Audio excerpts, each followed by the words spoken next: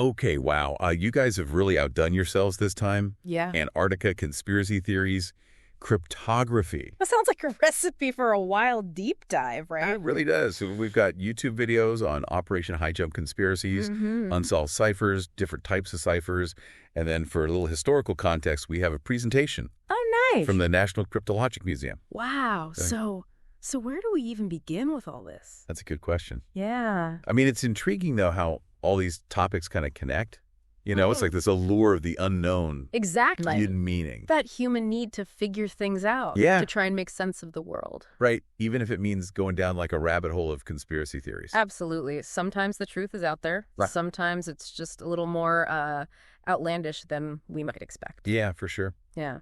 So I guess our mission today is to kind of wade through all of this. Okay. Separate fact from fiction. And see if we can uncover some really interesting historical nuggets along the way. I love that. And one thing that really jumped out at me was Operation Highjump. Okay. Yeah. Was this 1946 naval expedition to Antarctica really just a military exercise? Or did Admiral Byrd, the leader, stumble upon something a little stranger? A little stranger, a little more out there. Right. I like it.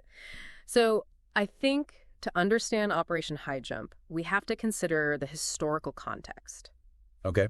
Yeah. So picture it, post-World War II. We've got Cold War tensions rising. Right. And all these countries are looking to flex their military muscles. Right. Even in remote areas like Antarctica, it became this testing ground for new equipment and strategies, especially for, potential conflicts in like super frigid environments. Oh, yeah. Makes sense. Yeah. And Admiral Byrd, Yeah. he wasn't just like some random military leader. You know? No, not at all. He was like the real deal. Yeah. A seasoned polar explorer. A decorated war veteran who had led 3 previous expeditions to Antarctica. Like this guy Yeah. knew his way around the ice. Though that experience gives him credibility, Yeah. but it also makes him a prime candidate for those conspiracy theories, right? Oh, for sure. I mean, think about it. Yeah. Byrd's reputation as this, hero and explorer venturing into the unknown Right. makes it easy to imagine him encountering, extraordinary things. Exactly. Like, what if he found something down there, something nobody else has ever seen? Right. And there was one detail in that King Trout YouTube video Okay. that really caught my eye about a flight that Byrd took during the expedition. Yeah. That was delayed Oh, really? by 3 hours. 3 hours. That's a long delay. 3 hours. What could cause a delay like that? I don't know, a blizzard maybe? Yeah. Or something else. Or something else. Right, something unexplained. Yeah, exactly. So that delayed flight, it's like a spark Yeah. that ignites all this speculation. Oh, totally. Makes you wonder if there's more to the story than we've been told. Right, like what really happened during those 3 hours? And some people definitely think so. Oh. The King Trout video dives into some pretty wild theories. Okay, lay it on me. Okay. So Byrd discovers this hidden entrance to the hollow earth, encounters a crashed alien spacecraft, Whoa. or finds a secret Nazi base. Wow. A secret Nazi base in Antarctica? Yeah. What do you think about all of that? I mean, it's a lot to unpack, Yeah. right? But I think it's important to approach these claims with a healthy dose of skepticism. Oh, absolutely. We can't just believe everything we see on YouTube. Exactly. Right. So the hollow earth theory, Yeah. while captivating, Mm-hmm. it's not scientifically plausible. Yeah, the Earth is not a giant donut Right. with like a secret civilization living inside. Right. And then the idea of recovering an alien spacecraft in 1946, Yeah, it lacks any credible evidence. exactly. And plus, Yeah. it's probably fueled by that whole UFO craze Oh, yeah. that was happening around that time. That was a big thing then. Yeah. Okay, so what about this secret Nazi base in Antarctica? Okay, that one is logistically a bit of a stretch. Yeah, I mean, yeah, think about it. yeah. Constructing and maintaining a base that big on an ice shelf Right. with the submarine technology they had back then and all the location discrepancies, it just doesn't add up. Right. So if these theories are so easily debunked, why do they persist? That's the million-dollar question. Yeah. I think it points to a deeper human need. Okay. We crave hidden knowledge. We sometimes distrust authority. Yeah, for sure. And we're drawn to narratives that are more exciting than reality. Right. Conspiracy theories offer a sense of meaning and purpose, even if they are based on pure speculation. Like they fill in the gaps. Exactly. Right. They give us an answer, Yeah. even if it's not the right one. But doesn't that underscore the danger of misinformation? Oh, absolutely. Especially in the age of the internet. Especially now. Right. Where anyone can be a self-proclaimed expert and spread these unsubstantiated claims. It's so easy to fall down that rabbit hole online Totally. and lose sight of critical thinking. You just get sucked in to this world of what-ifs. Yeah, it's like it makes you wonder if everything you thought you knew is actually wrong. Yeah, you start questioning everything. Right, and it reminds me of something else we're exploring today. Okay. Cryptography. Oh, yeah. That Operation Highjump video with all its talk of secret messages. Right. Hidden meanings. Yeah. It really sparked my curiosity about ciphers. That's cool. It's like the same intrigue as conspiracies. Yeah. But with letters and numbers instead of aliens and Nazis. Right. Yeah. And that video on Unsolved Cipher. Oh, yeah. Was full of them. Tell me more. Okay, so Kryptos, for example, is a sculpture at CIA headquarters. Okay. With codes that haven't been fully cracked even by the NSA. Wow. The NSA couldn't crack it. That's pretty impressive. Yeah. It's not just random code, though, right? Right. It's a work of art. Yeah. A puzzle designed to challenge the brightest minds out there. Then there are the Zodiac Killer Ciphers. Oh, yeah, those are chilling. Yeah, chilling messages from a serial killer that remain partially unsolved. It's a reminder that cryptography isn't just a game. Right. You know, it can have real-world consequences. Yeah, absolutely. It can be used for good or for evil. And who could forget the Voynich Manuscript?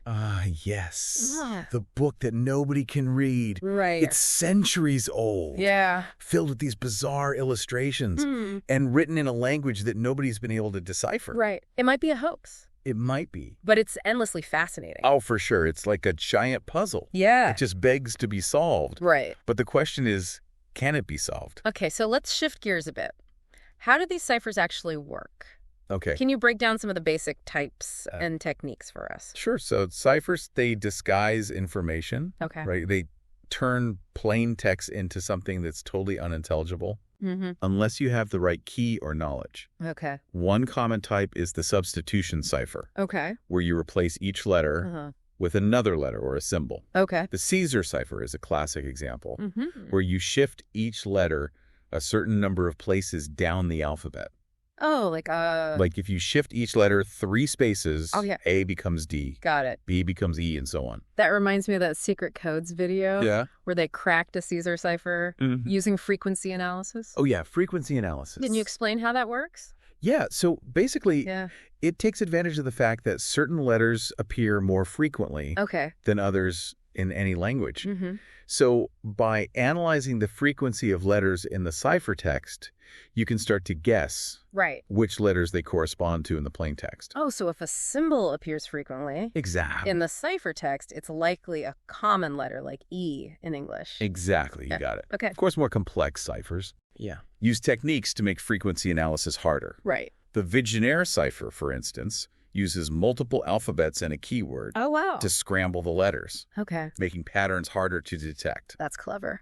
It is. So what other types of ciphers are there? Well, another category is transposition ciphers, where you rearrange letters instead of replacing them. Okay. So you could write a message in a grid and then read it out in a different order. Like how? Vertically, diagonally, even in a spiral pattern. Oh, that sounds like a fun way to send secret messages. It is. It's a good way to keep things interesting. So are there even more complex methods out there? Oh, there are. There's one-time pad encryption. Okay. Which is theoretically unbreakable. Oh, wow. But often impractical. Okay. So it requires a pad of completely random characters that are as long as the message itself. Right. And each character on the pad is used only once. Okay. Which makes it impossible to crack if you're just analyzing patterns. So how come it's impractical then? Well, the challenge lies in securely creating, distributing, and storing these pads. Right. Especially for lengthy messages. Right. That sounds like a logistical nightmare. It can be. Okay. Especially, you know, back in the day. Yeah. But if you could pull it off. If you could pull it off. It would be incredibly secure. Oh, absolutely. It would be the holy grail of secure communication. Speaking of security, that National Cryptologic Museum presentation really brought home how important cryptography has been. Oh, for sure. Throughout history. Yeah, it's played a decisive role in shaping so many historical events. Like what? Like, think about the coded messages used during the Revolutionary War. Oh, yeah. Or the Enigma machines of World War II. Right. The museum's exhibits really showcase how cryptography has been used to protect sensitive information, ensure secure communications, and maintain national security. Right. And the presentation mentioned the importance of nuclear command and control systems. Oh, yeah. During the Cold War, secure communications were crucial back then. Oh, absolutely. To prevent accidental launches. Yeah. Or misinterpretations that could lead to disaster. It was a high-stakes game. Right. And that exhibit, yeah, with the DEC Alpha server system and the MP37 machine, yes, it really highlighted the technological advances in secure communications during that era. Yeah, NC2, they called it. What's NC2? Nuclear Command and Control. Oh.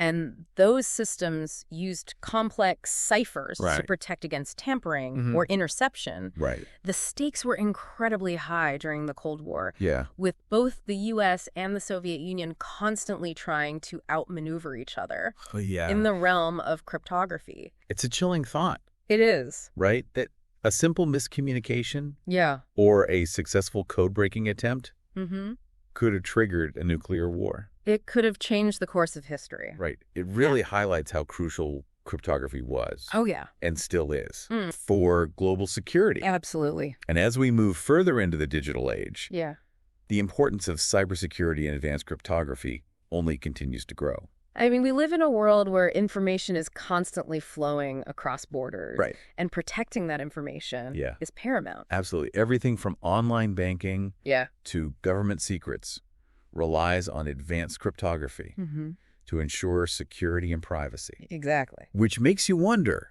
with all these security measures in place, how do hackers still manage to break in? Well, cryptography is only one part of the equation. Okay. Right? So hackers often exploit vulnerabilities in software, human error, or they use social engineering tactics. Oh, so they're not always directly attacking the encryption itself.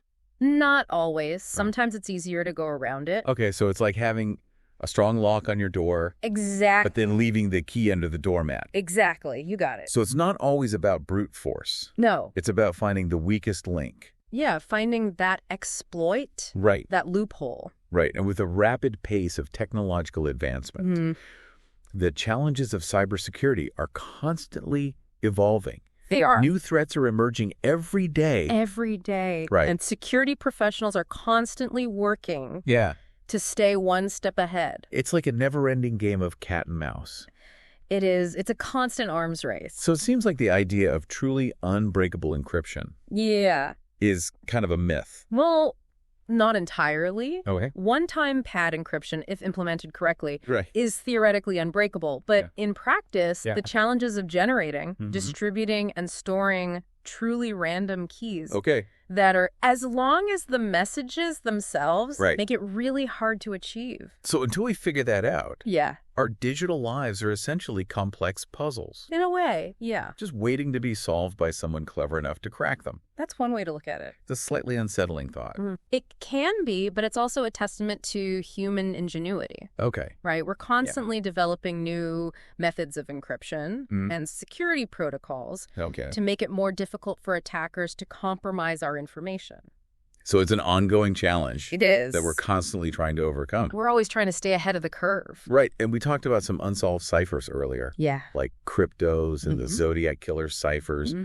Those are fascinating. But I'm curious about some of the more obscure ones. Oh, okay. The codes that have remained hidden for decades or even centuries. Oh, I love those. Are there any that really stand out to you? Oh, there are quite a few.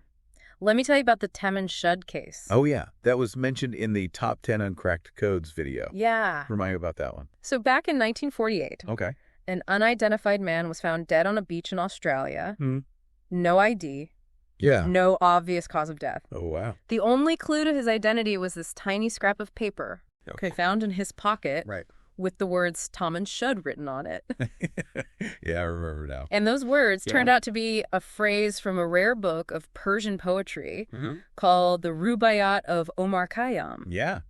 And then a copy of that very book was later found. Oh, right. Right, with a coded message scribbled inside. It's like something out of a spy novel. It really is. Yeah. What a strange case. It is, and despite extensive efforts Yeah. to identify the man and decipher the code, the Tom and Shud case remains one of Australia's most enduring unsolved mysteries. So it's a case that has captured the imagination. Absolutely. People all over the world are fascinated by it. Inspiring countless theories, speculations. Right. Was he a spy? Right. Did he have a secret past? Yeah. What secrets did that coded message hold? Right. We may never know. The Tom and Shud case is a prime example of how an unsolved mystery can become a breeding ground for speculation and intrigue. Totally. It speaks to our human desire to make sense of the unknown, to connect the dots, to find patterns, even when the answers might elude us. Right. It reminds us that there are still secrets out there. Oh, yeah. Right. Waiting to be uncovered. Some lost forever. Yeah. Others just waiting for the right person, the right moment. The right spark. The right spark of insight. Right. To unlock their hidden meanings. And speaking of secrets waiting to be unlocked. Yes. We have to talk about the Beale Ciphers. Oh, the Beale Ciphers, now we're talking. Right. This is like the ultimate treasure hunt story. It is a real-life national treasure movie waiting to happen. Right. So in the 1820s, this man named Thomas J. Beale supposedly buried a treasure trove of gold, silver, and jewels somewhere in Virginia. That's a lot of treasure. And he left behind 3 ciphers. Right. Encrypted messages that were supposed to reveal the location of the treasure. The contents of the treasure and the names of the rightful heirs. So like a treasure map in code. Right. That's amazing. But here's the thing. What?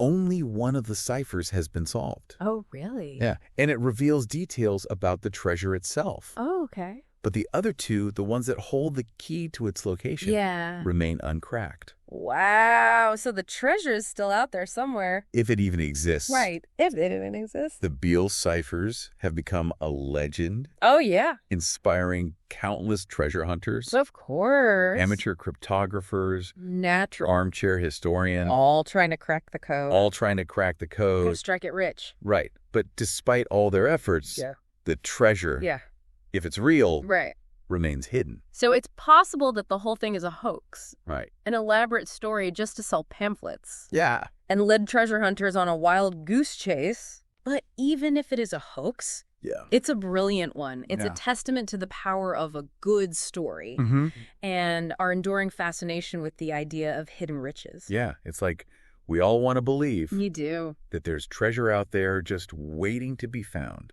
Exactly. So the Beale ciphers, whether real or fabricated, speak to our inherent desire to solve puzzles. Absolutely. To unravel mysteries. To uncover the unknown. Right. And to believe that there are still secrets out there waiting to be discovered. Even in a world that seems increasingly mapped and explored, there's always something more to find. Well, that's a perfect segue into the final part of our deep dive. Okay, I'm ready. Where we'll explore some of the more obscure, unsolved ciphers. I love it.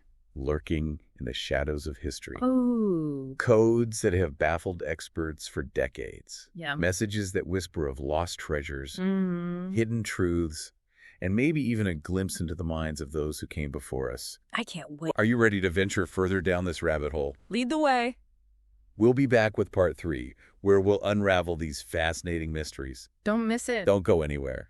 We were just talking about how the Copiale cipher, which was thought to be this super complex code, turned out to be a relatively simple substitution cipher once they figured out the language and the context. Yeah, it's amazing how something can remain a mystery for centuries until someone comes along with a fresh perspective. Right, and sometimes all it takes is a new tool. Exactly. Like that U.S. Navy cryptanalytic bomb from World War II. Oh yeah, that thing was a beast. 2 tons of code-breaking power. It's hard to believe those machines played such a crucial role in deciphering enemy communications.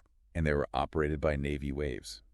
Women accepted for volunteer emergency service. It's fascinating how these women played such a vital role in the war effort. Absolutely. Their contributions were essential. Working tirelessly behind the scenes to decipher messages. Real unsung heroes. Right. Their work helped the Allies gain a strategic advantage. And they did it all while facing discrimination and prejudice.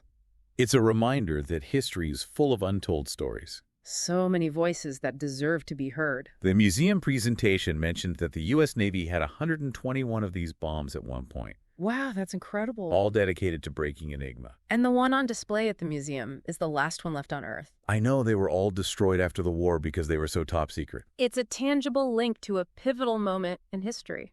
It really makes you think about the power of information and the lengths to which nations will go to protect their secrets. And how those secrets can have a ripple effect that shapes the course of events. Like the Zimmerman telegram. Oh yeah, that was a game changer. Intercepted and decoded by the British in 1917. Exposing a German plot to entice Mexico into an alliance against the United States. It's amazing how one intercepted message could have such a profound impact. It really shows how crucial code breaking is in international relations. Imagine if that telegram had never been decoded. Who knows how history would have unfolded? The world might look very different today. It's a reminder that seemingly small events can have huge consequences. The museum presentation also talked about how the world of cryptography shifted from mechanical cipher machines to electromechanical ones around World War I. That was a major turning point. Do you think that shift was inevitable? I think so. The introduction of electricity revolutionized so many fields. Like, one of the earliest examples of an electromechanical cipher machine was invented by Edward Hebron. Right, the American inventor. While he was in prison for fraud. Talk about making the most of your time. He developed a series of patents for cipher machines using wired rotors to scramble messages. Wired rotors, those sound familiar. They were the key component of the Enigma machine.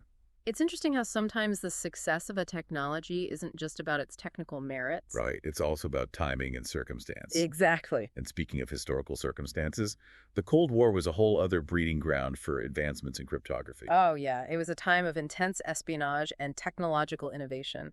Both the U.S. and the Soviet Union were investing heavily in developing sophisticated ciphers and code-breaking techniques. It was a constant game of one-upmanship. Each side trying to outdo the other. With the stakes higher than ever before. Especially when it came to nuclear command and control systems. The consequences of a miscommunication or a security breach could have been catastrophic. And that exhibit at the museum, with the DEC Alpha server system and the MP37 machine. Yeah, those NC2 systems. They were designed to ensure the reliability and security of nuclear communications. Using incredibly complex ciphers to prevent tampering or interception. It's a chilling thought that a simple miscommunication could have triggered a nuclear war. It really highlights how crucial cryptography was and still is for global security. And as we move further into the digital age, the importance of cybersecurity and advanced cryptography only continues to grow. Absolutely. We live in a world where information is constantly flowing across borders. And protecting that information is paramount. Everything from online banking to government secrets relies on advanced cryptography. But if these systems are so secure, how do hackers still manage to break in? Well, remember, cryptography is only one layer of security. Right. Hackers often exploit vulnerabilities in software or human error. So they're not always directly attacking the encryption itself. Exactly. Sometimes it's easier to go around it. It's like having a strong lock on your door, but then leaving the key under the welcome mat. Precisely. So it's not always about brute force. Nope. It's about finding the weakest link. Finding that, exploit that loophole.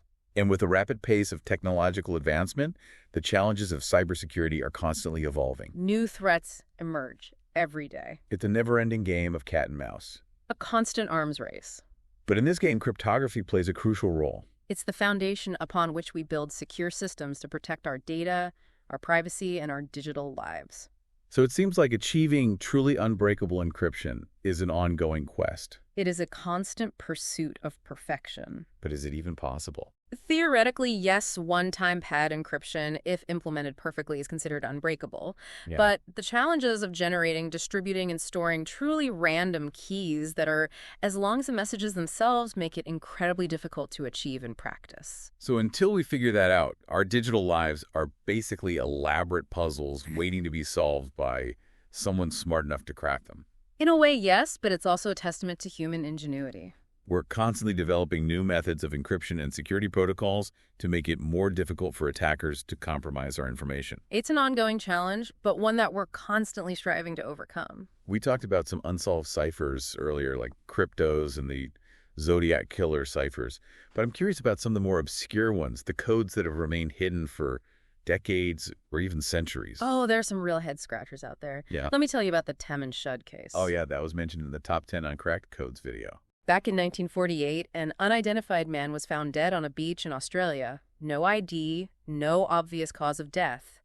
The only clue to his identity was this tiny scrap of paper found in his pocket with the words "Taman should" written on it. And those words turned out to be a phrase from a rare book of Persian poetry called the Rubaiyat of Omar Khayyam. And to make things even stranger, a copy of that very book was later found with a coded message scribbled inside. It's like something straight out of a spy novel.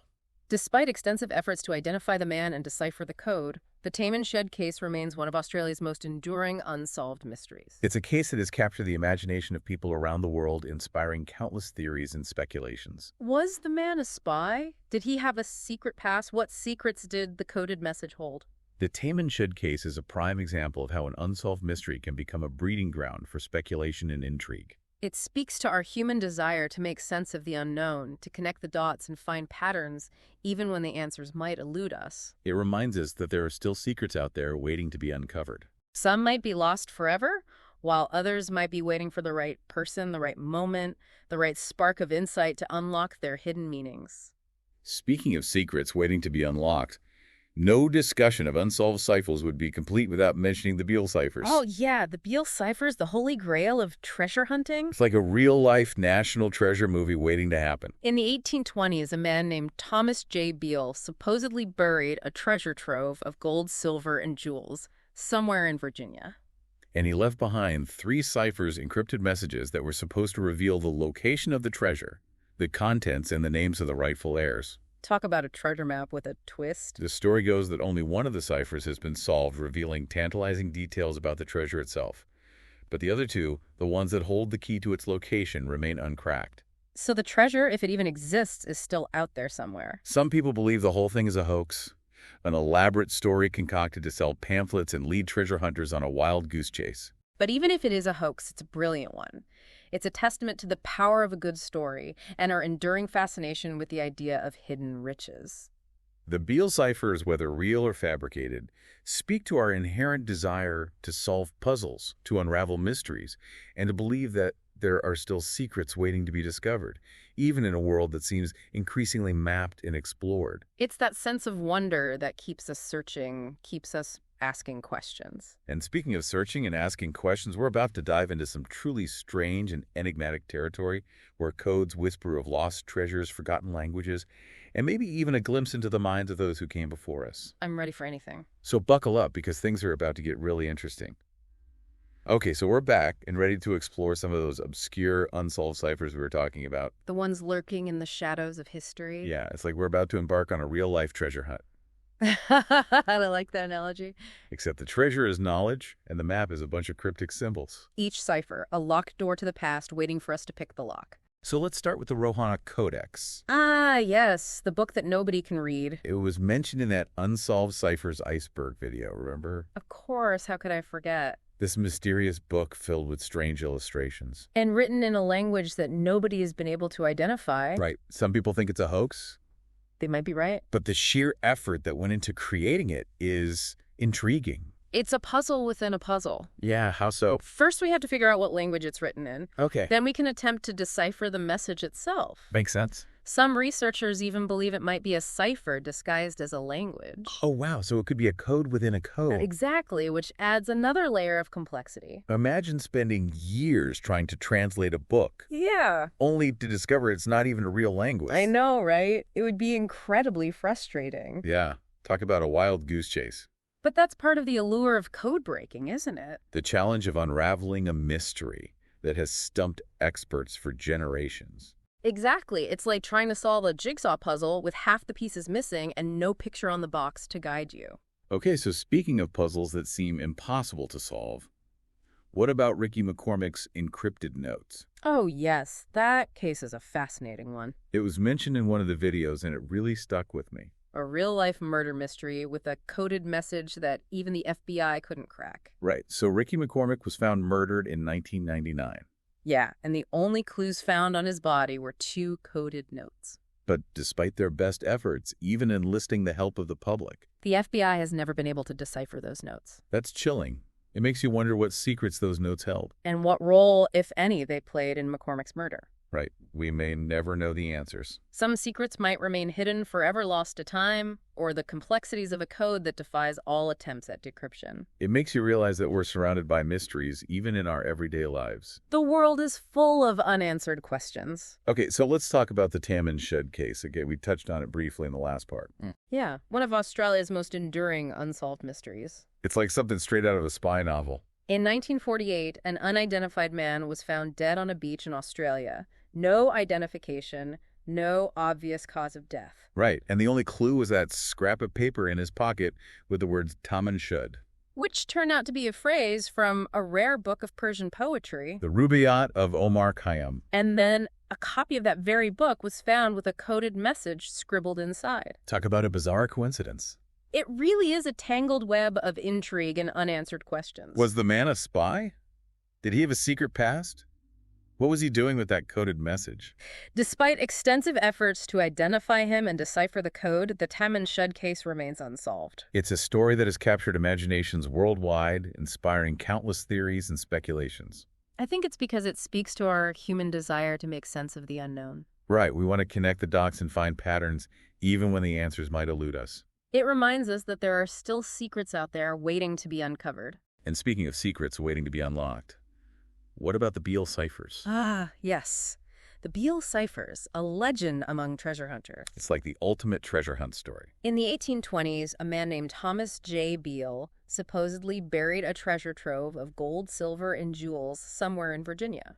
And he left behind 3 ciphers, encrypted messages that were supposed to reveal the location of the treasure, the contents, and the names of the rightful heirs. A real-life treasure map in code. But only one of the ciphers has been solved, revealing details about the treasure itself.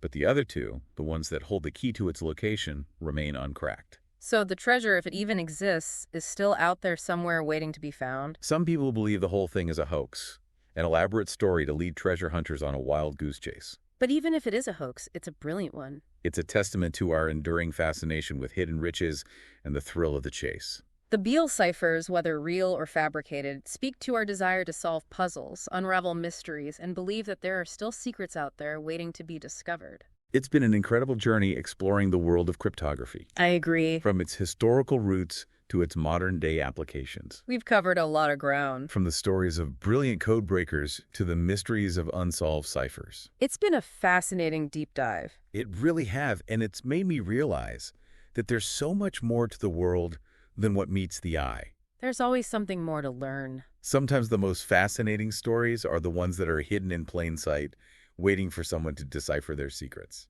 It's been a pleasure sharing this exploration with you. Likewise. I hope it sparked your curiosity and inspired you to keep exploring the world of codes and ciphers. That's a great note to end on. Thank you for joining us for this deep dive into the fascinating world of cryptography. Till next time, happy decoding.